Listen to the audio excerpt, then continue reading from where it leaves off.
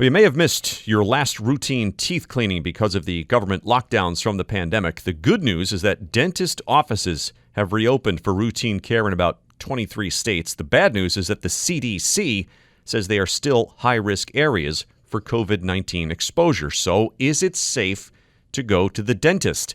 We're joined now by Dr. HOSS, a dentist and CEO of the Super Dentists, one of the largest dental groups in Southern California. Doctor, what should we know? So I think there are two things that everybody should remember. One is, unfortunately, oral health is one of those things you can't just wait it out and wait for a vaccine. You know, oral health is linked to everything from long-term health issues, like literally everything in the cycle of life, from pregnancy-related issues to airway and growth of the mouth issues to breastfeeding to sleep to systemic diseases like cardiovascular disease and especially lung health, which is obviously very important during this crisis. But also we have short-term issues. Cavities don't pause because there's a pandemic, so they can turn into infections. Infections turn into swellings, require hospitalizations, and all of those. And then we have also oral development issues. If you have a kid that has a crossbite or an underbite, those continue to get worse as the child grows. So for those reasons, we can't just wait this out. So I think the second question the patient should ask themselves is it safe to go to the dentist? And what are the questions they should ask the dentist? So I think I would advise people to think of three things in that area. One is the individual risk. Obviously, if you're over 65 and underlying conditions, all those things that we know that increases the risk of potential problems with this virus, those patients should be just more careful about what procedures they end up doing. Or there are things that they can delay, which really brings me back to the second issue, and that's, if let's just say you have I'll give you a simple one. If you're going to do a tooth whitening, maybe that's a procedure we should wait until there's a vaccine, right? Yeah. But really, almost all the other dental procedures, if you have a cavity or if you're going to, especially going to get your teeth clean, or if you have a mouth guard, all of those things are so important to your health.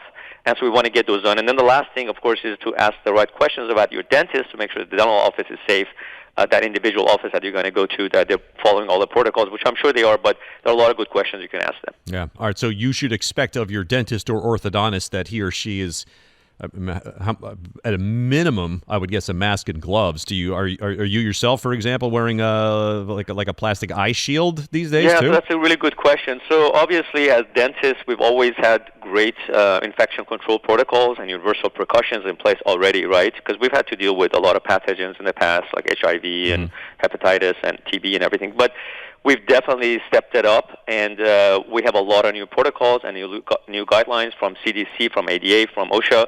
But on top of it, I think that's just the bare minimum that what dental offices are going to be doing. A lot of our offices, including mine, we're taking additional steps.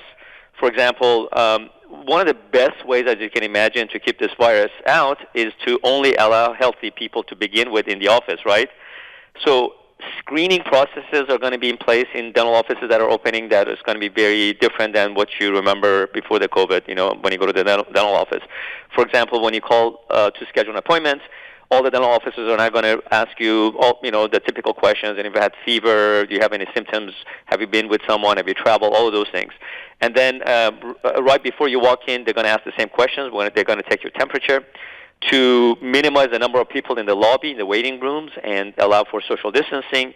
Many offices, including mine, like in our office, because we're a pediatric office, primarily we've developed a virtual waiting room. We call it virtual super lounge.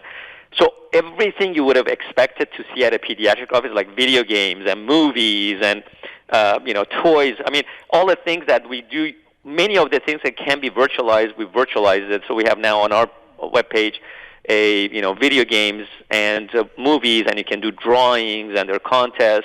So to be entertained in the car, with your mom's or dad's phone or tablet, or you're waiting, you can virtually check in your car.